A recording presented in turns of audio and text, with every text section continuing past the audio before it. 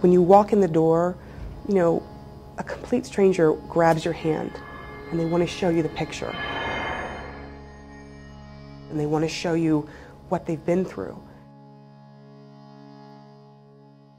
We were about to leave the first family, and as I was walking out and getting close to the car, this young girl comes running up and she taps me on the shoulder and she lifts up this x-ray, and it's the picture of someone's back, and there is a round, a bullet about this big, really close to the spine, and she points to herself and she's like, "It's my back, me." And I was like, "This is you?" And she's like, "Yeah."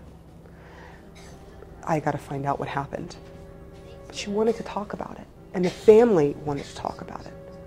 So we followed them to their house and we started talking.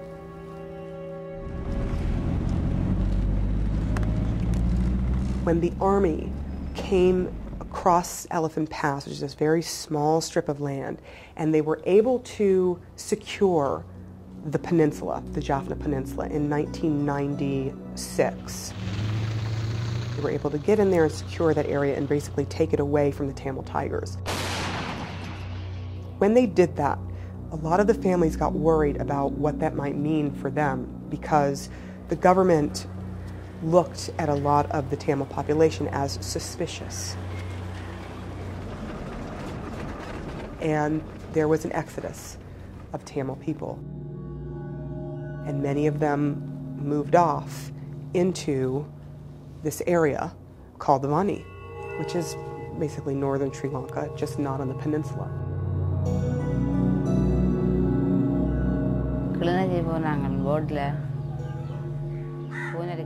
We moved along the coast to Kilinochchi by boat.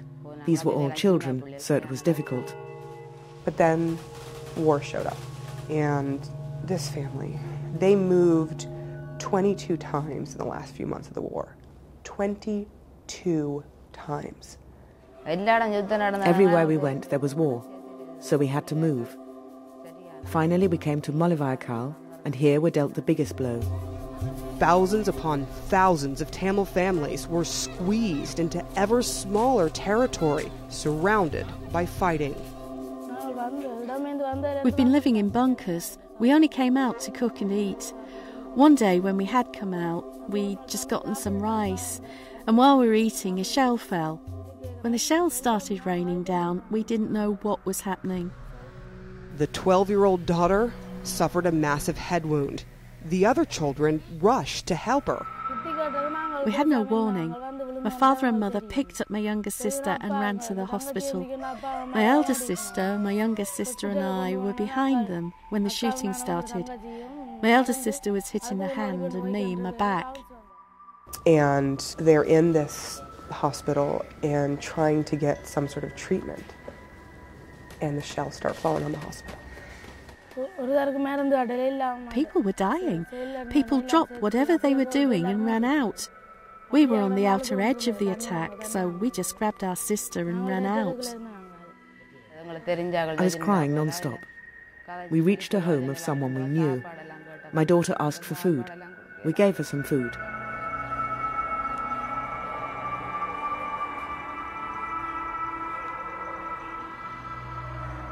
Her 12-year-old daughter died that afternoon. You think you're in a hospital, which during most wars is supposed to be safe, a safe zone, somewhere that is not attacked, somewhere that is an area of calm where people are getting healed, and then the opposite happens, and people are dying around you again. We're furious with both sides. Both have been a problem to us. It's because of them that so many people had to die. The Tamil Tigers tried to force anyone they could to fight. The members of the Tamil Tigers came to the home and basically said, "We need a child, we need one of your family members to join us." This family certainly did not want their daughter to go, and they pleaded with them. The mother says she pleaded with them, and the daughter says she was threatened. And eventually she was taken. She was taken.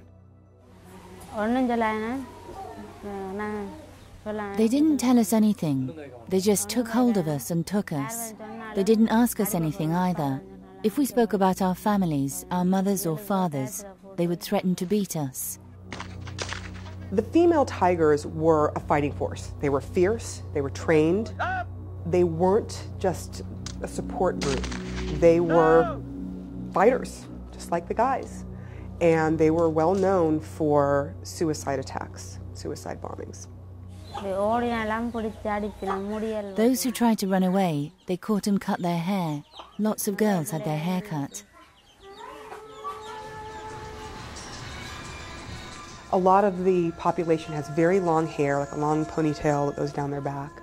And that's how they would identify you. If you tried to escape and they caught you, once they cut your hair, you were a risk. And so they keep extra watch on the girls with the shorter hair. Running away was top of my mind.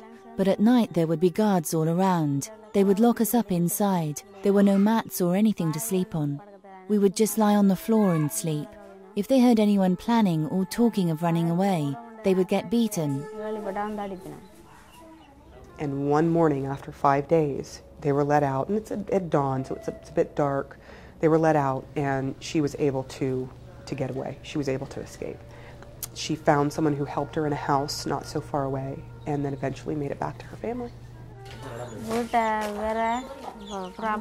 After I came home, we were afraid they would come and take me away again, so we moved. In order to cope, especially at a young age, I think when it's been such a normalcy to you to live through all this, it's almost a wall is built up, and it's the only way you can survive without completely losing it. And you can't afford to have a breakdown, to have a mental breakdown in this kind of a setting.